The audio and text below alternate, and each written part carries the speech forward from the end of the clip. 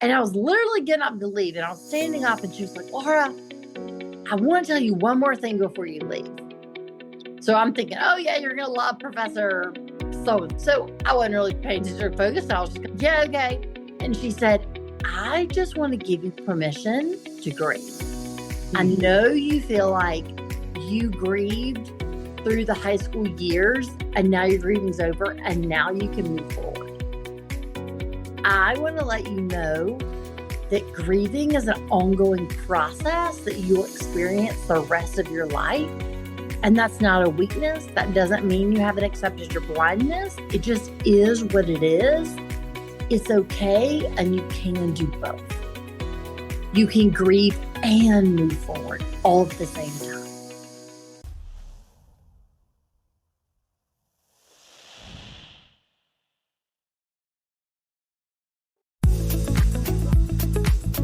Hi, I'm Glennis Woods Mullins, and I love to help women to vibe, to be more vibrant, intuitive, beautiful, and empowered in midlife. So come on, let's vibe.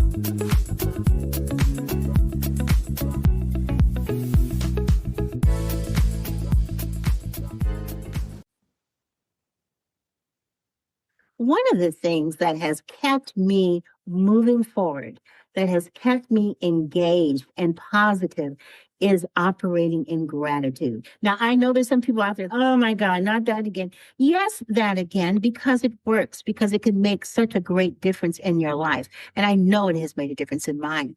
Operating in gratitude, taking time to be grateful for the things in your life is so important, because I believe that what you think about, what you focus on, what you ponder on, truly does come to pass. So if you choose to be grateful and to think about those grateful things, it just multiplies. At least that's been my experience. And that's why I'm so glad to have with us Laura Bratton. At the age of 9, Laura was diagnosed with an eye disease and faced with a really difficult reality that she could become blind. And over the next 10 years, she experienced a traumatic transition of adjusting to life without sight. And now she is an author of the book Harnessing Courage. She also founded UBI Global, which is an organization that provides speaking and coaching to empower all people to overcome challenges and obstacles with a lot of grit and gratitude. Laura, thank you so much for being on the Vibe Living podcast. It's wonderful to have you here today. Absolutely. Thank you for the opportunity.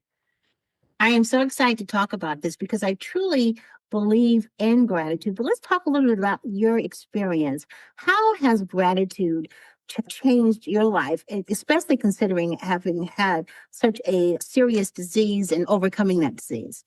Yes. So, what gratitude is for me today is a foundation of strength. What I want to back up and share is exactly what you said. I thought, oh my gosh, I'm dealing with blindness. There is no way gratitude can be powerful enough to be a source of strength. I completely doubted. I just didn't think, oh, I have nothing to be grateful for. So my whole perspective on gratitude changed by one short interaction with a mentor. So one day, a mentor said to me, Laura, I want you to start focusing on gratitude.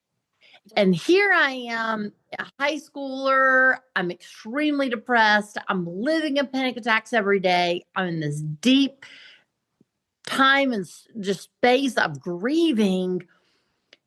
And being from the southeast of the United States, I smiled and looked at her and said, yes, okay, thank you. But in my head, I'm thinking, are you serious? That is the worst advice I've ever heard. How can I be grateful? Just I'm depressed. I'm going blind. I have nothing to be grateful for. So she asked me, she said, every day, at the end of the day, I want you to start writing down 3 either people, events, situations from the day that you're grateful for. So again, I totally doubted and was in my stubbornness was like, there's no way gratitude can help me in the blindness. So I was determined to hand her a sheet of paper that was blank to say, here's what I'm grateful for. Right? There's nothing. The one day became a week. The week became a month. And what I realized was she was teaching me to change my mindset on gratitude. I thought gratitude was all about being positive and happy and joyful and covering up our pain. She was teaching me that gratitude is a resource that helps us navigate through all of life, the good, the bad, the mundane. It's a completely reframe on my perspective. So, a tangible example of what I mean by this, at the end of the day, she wasn't asking me to say, I'm grateful for my blindness. She was asking me to say, I'm grateful that I have a guide dog. So the complete difference was it's not to cover up or minimize our pain, it's to make us aware of our strength within all of life. That is beautiful because actually you're focusing on the other parts of your situation that are helping you and moving you towards living a better life instead of focusing on the thing that caused you to need the guide dog and everything else. 1000%. You just summed up my life perfectly. That's really amazing because our mindset is so important. And I'm sure that you could tell us a lot about that. Why do you think mindset is really important, especially when you are dealing with a serious challenge or issue? Speaking from my own experience, I thought every thought I had was fact and going to absolutely be the truth. So, what I mean by that, my mindset of I don't have the strength to get through this, I don't have the strength to adapt, this is too hard. What is my future going to look like? Oh no, it's uncertain. All those thoughts, I had the mindset that was absolute fact now and forever to the end of my life. So when I changed that mindset to practice mindfulness and learn that thoughts are just that, thoughts, they don't need judgment, they just observe them rather than judging them. That allowed me to change from that fixed mindset of every thought is fact and truth and going to happen, rather to a mindset of just thoughts I can just observe. You know, that's interesting because I think that our minds have so many random thoughts that go through all the time. And sometimes we don't even really realize that the trajectory of our thoughts sometimes can have a tendency to go more towards the negative and rather than the positive. We have to almost retrain our minds in terms of how to think. How did you Literally. retrain your mind to start thinking differently in terms of your situation? So that was literally the balance of gratitude and of mindfulness. So let me explain what I mean by that. Like I said, before I learned about mindfulness, I thought every thought I had was a fact and absolutely going to happen. And then I judged myself for thinking that thought. So it was just this endless cycle over and over that was creating that negativity. The way I changed it was learning about mindfulness and learning, okay, I can view those thoughts like clouds in the sky and observe what they're just saying, not instantly assume they're going to become reality. Once I could understand that, then that gave me the power to say, okay, if that's true, if I can observe my thoughts, why don't I start thinking about gratitude? Like exactly how you said. What if I start thinking about the things that help me through life rather than what's causing me pain in life? In your book, Grit and Gratitude, first of all, I love that title. Why did you name it that? But also, what kinds of things do you want people to walk away from in terms of their key learnings? Okay, first, I have to talk about what I named it. Even if you hadn't asked that, I wanted to tell you because again, it circles back to gratitude. So I named it Harnessing Courage very deliberately, very specifically, because I've had two guide dogs. And the harness is the leather strap that goes around the guide dog, and then the person who's blind holds the handle of the harness. And that's how you physically are connected and move forward as a guide dog team.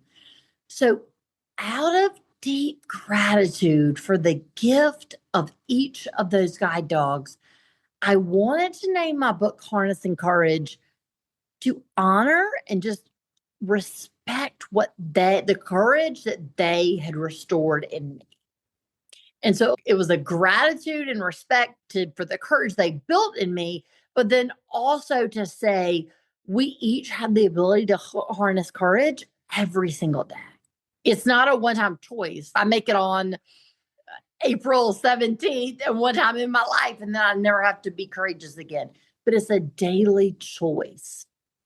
So that's why I named it Harnessing Courage.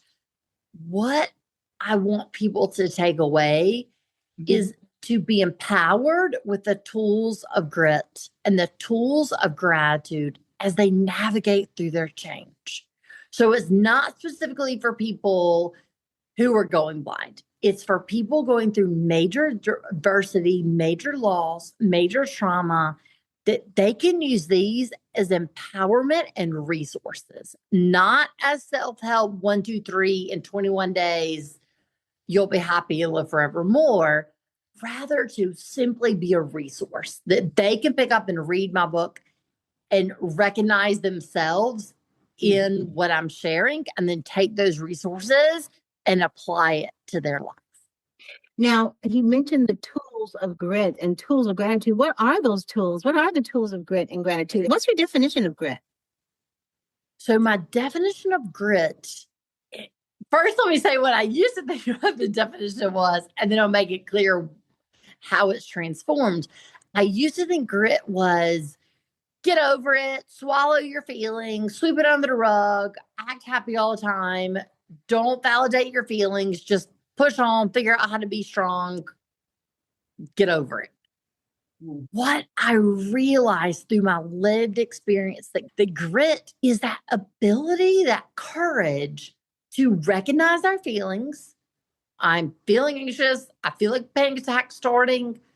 To validate those feelings and then choose to have the courage to move forward despite our circumstances, despite how we're feeling.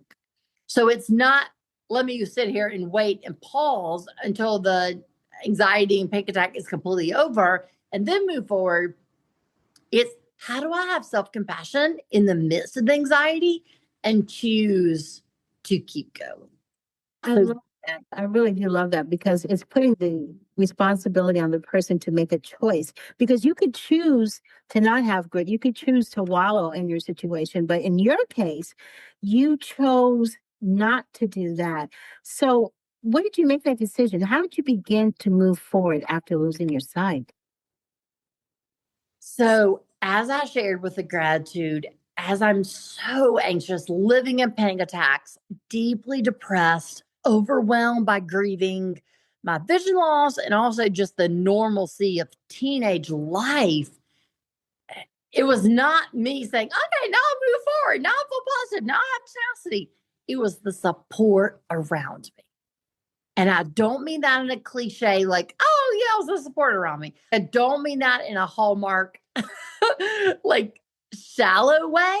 I mean that in a deep, when I didn't believe in myself, when I didn't have the strength to move forward, it was the support around me that showed me through their actions that they believed in me and that I was still me. And I've countless examples of how I can share what that support looked like, because that's what empowered me to work through the anxiety, work through depression, work through the grief, and then get to that place where, like you said, I could choose it for myself. And I think that's so wonderful. And it also speaks to your resilience, which is a source of strength. And I just can't even imagine what that took. Now, you were 9 years old when you were diagnosed. When did you actually become blind? So by the end of high school, the time I graduated from high school, I had no sight. So I have what I have now, very limited light perception, but no, considered totally blind, no usable vision. We will be back with more from our amazing guest, Laura Bratton, right after this. As a woman over 40, our bodies naturally produce less collagen every year. That can affect our skin, hair, joints, and even our gut health. And that's why I choose Great Lakes Wellness Collagen. It's made with clean, grass-fed collagen peptides, is iGen non-GMO tested, and contains no unnecessary preservatives. Plus, it dissolves quickly into my morning coffee, my smoothie, or even water. No clumps, no strange taste, just an easy addition to my wellness routine. I've personally noticed healthier looking skin, stronger hair, improved digestion, and my joints don't feel nearly as stiff when I wake up. If you're ready to support healthy aging from the inside out, click on the link on my show page and discover why Great Lakes Wellness has become a part of my daily routine. So that's a very difficult time of life, period. Anyway, Right. high school, maybe getting ready to go to college, trying to decide what you want to do when you grow up, and then boom, you have this realization. How did you deal with that? You talked a little bit about loss in your book and how to deal with loss. And I thought to myself, we all have losses, maybe nothing as traumatic as the personal loss of losing your sight, but we all go through losses. How did you overcome the feeling of loss when you lost your sight? So I'm so glad you said that, because for me, it was a matter of working through the grief, not ignoring the grief, not minimizing the grief. So I have to share one quick interaction that I had with a mentor that frames this whole conversation about grief and how I want to empower others as they go through their loss. So it was right before I started college, about literally a week before fall classes started. And I was in an administrator's office, and we were going over my schedule and classes and all the details about professors and books and all that stuff. And I was literally getting up to leave, and I was standing up, and she was like, "Laura, I want to tell you one more thing before you leave." So I'm thinking, "Oh yeah, you're going to love Professor so I wasn't really paying attention or focused. I was just, yeah, okay. And she said, "I just want to give you permission to grieve. I know you feel like you grieved through the high school years, and now your grieving's over, and now you can move forward. I want to let you know that grieving is an ongoing process that you will experience the rest of your life. And that's not a weakness. That doesn't mean you haven't accepted your blindness. It just is what it is.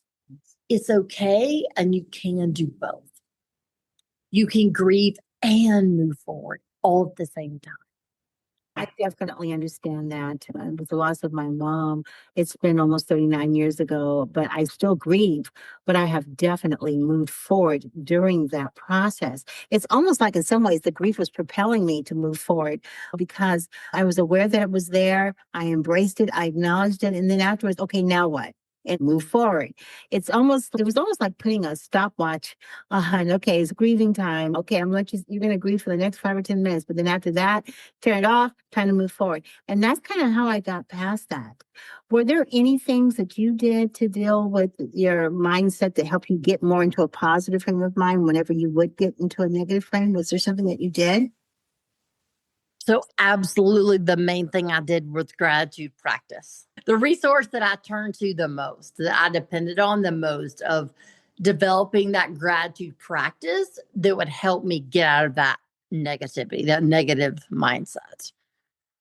And that is so important. A lot of people may not realize that that can lead towards more positivity because they just think it's so wonky. Could you explain again why gratitude really does work when it comes to getting over catastrophic experiences? It reminds us of our strength.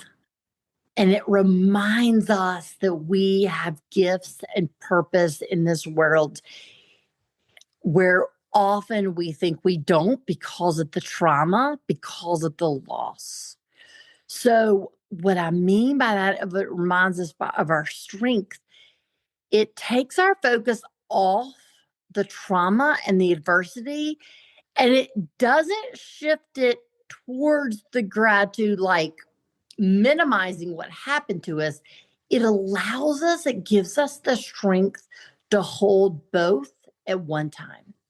Two truths are true at the exact same time. Same time. We Yes. can acknowledge this blindness is horrible. I wouldn't wish it on anyone.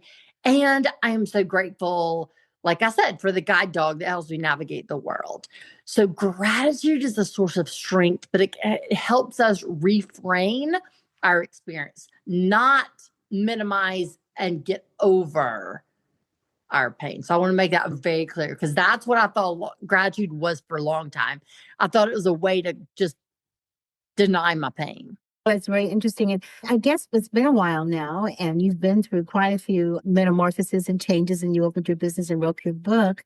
How is your mindset now?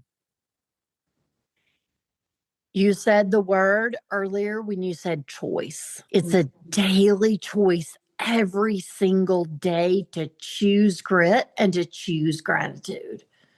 It's not, hey, I've written the book and I speak and I coach. And so life is easy and rainbows. I'm still a person without sight in a sighted world. So it's not, yes, it's easier because it's not the original adjusting, adapting, but it's still a choice that I have to choose this mindset every single day.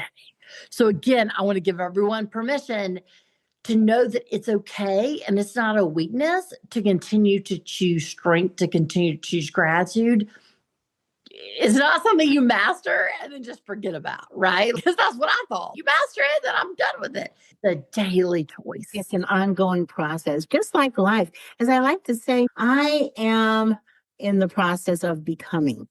And I don't know if I ever want to have gotten to a point where I have become, because I feel like by the time I get to that point, I've passed on to the other level. So we're always in a process of becoming. We're always in the process of evolving to the next step, the next better self. And you serve as such a great example of someone who really has quite mastered the idea of becoming and moving forward in spite of the things that happened to you. And I am so pleased and honored to have you here on the V.I.B.E Living podcast today. Thank you so much for being here, Laura. Absolutely. Thank you. And thank you to all of you who have listened to Laura. I hope you've been motivated. I hope you've seen some things about yourself that you either want to change or want to enhance, because that is what I feel that all of our guests do here on the V.I.B.E Living podcast.